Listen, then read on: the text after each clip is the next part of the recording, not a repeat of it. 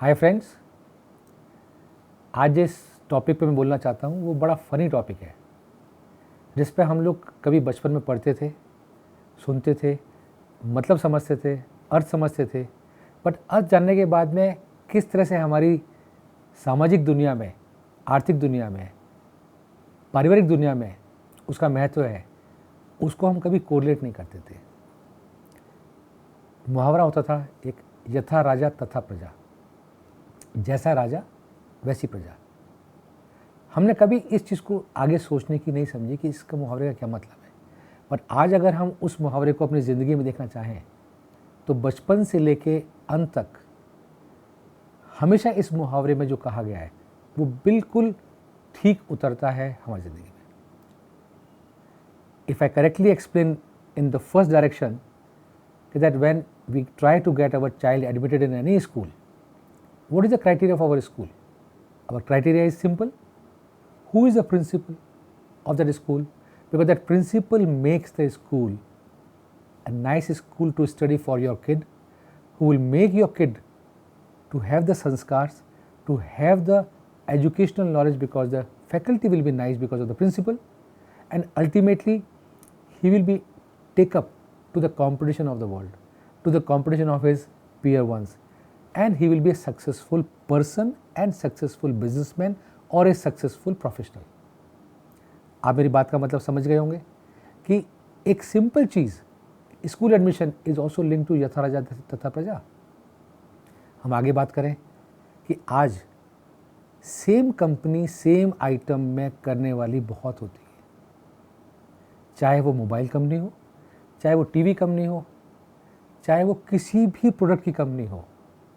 But क्या आपने सोचा कि उस प्रोडक्ट में करने वाली कंपनी में एक कंपनी ज़्यादा अच्छा काम करती है, दूसरा कंपनी कम अच्छा काम करती है। एक कंपनी में प्रॉफिट ज़्यादा है, दूसरी कंपनी में प्रॉफिट कम है, जबकि प्रोडक्ट रेंज सेम है, फैसिलिटी सेम है, फीचर सेम है। Why? Again depends who is at the helm of the affair, who is the leader in that company, whether the leader is progressive, whether the leader is dynamic, whether the leader thinks of ahead, not current. Hence, when he thinks ahead, he knows technology will go up, technology will move ahead, what is the need of the future, and he tries to scale up the business keeping in mind the futuristic plans. अगर वो ये सब चीज़ नहीं सोचता तो आज वो जहाँ है वही रह जाता। जिसका ग्लेरिंग एग्जाम्पल है, हमारे अपने बचपन में हम देखा करते थे, कोडक के कैमरा हुआ करते थे, रिस्ट वॉचेस हुआ करती थी, अलार्म वॉच हुआ करती थी, टॉर्च हुआ करती थी, जो हमारी बेसिक नेसेसिटी थी। हॉलिडे में जाने में सब चीज़ों की ज़रूरत पड़ती थी। मेरी अपनी ज़िंदगी में मोबाइल के आने के बाद, मोबाइल के डायनेमिक डिजिटल चेंजेस के बाद कोडक के कैमरे ख़त्म हो गए, टॉर्च ख़त्म हो गई, रिस्ट वॉचेस ख़त्म हो गई। अब किसी को उनकी ज़रूरत महसूस नहीं होती। तो क्या वो प्रोडक्ट ख़राब थे? बिल्कुल नहीं। लेकिन उन कंपनी में काम करने वाले प्रोफेशनल्स या उनके लीडर्स ने कभी ये नहीं सोचा कि कभी ऐसा भी चेंज टेक्नोलॉजी में आ सकता है जो हमको रिडंडेंट बना सकता है। हेंस राजा वो व्यक्ति है जो आगे को सोचते हुए और सबको एनालिसिस प्रॉपर करते हुए आगे बढ़ने की सोच रखता है। राजा does not mean the head.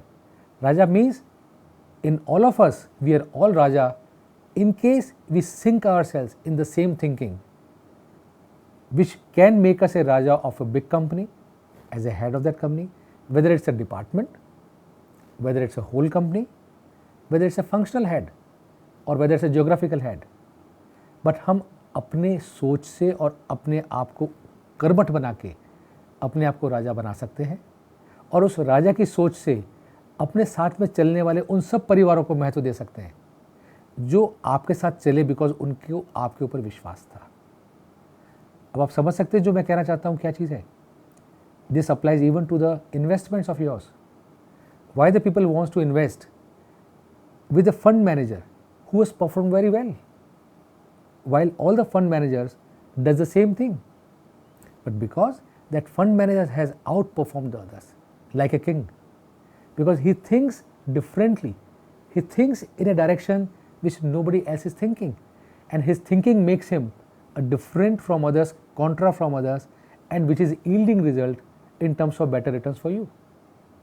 So in your investment decision, when you does it, you must see who is the fund, what is the fund, why it should do well, because the fund manager or anybody else who is heading it is helping you to achieve your results, because you are with a company where you have a belief in the Raja. Similarly, there are so many blue chip companies who does the big business, who earns a lot of money, and they are called blue chip because they are professionally managed company. But when everybody is professionally managed company, why one person behaves better than others in terms of his decision making, in terms of his expansion of plans, in terms of satisfaction of the people working for him? His HR policies are so great that nobody wants to leave it. I can give you an example of a company where the policy of the company for retirement plan says, आप जितने साल मेरे साथ काम करेंगे उतने साल आपको पेंशन मिलेगी when you retire. What does it mean? It means very simple. आप मेरे साथ 30 साल काम करते हैं, आपको 30 साल रिटायरमेंट बाद पेंशन मिलेगी. आप मेरे साथ 5 साल काम करते हैं, आपको केवल 5 साल के लिए पेंशन मिलेगी. Now this HR policy given by the head of that company, which I assume is my so-called Raja, helps for the people not to leave. Yes, the company will not try to take any inefficient and ineffective people which they will ask to go out. Hence, when there is a competition of surviving there, everybody would like to perform so well, helping the company to grow so fast that the company will do much more than any other company in the life of anybody else. My saying this was to make you understand कि हम जो education बचपन में लेते थे, स्कूलों में पढ़ते थे, वो वेस्ट नहीं है. हर एक का बहुत डीप मीनिंग है, लेकिन हम उसको अपने जीवन में उतारने की कोशिश नहीं करते या उसको उस दृष्टिकोण से नहीं देखते. Please visualise this from that point of view.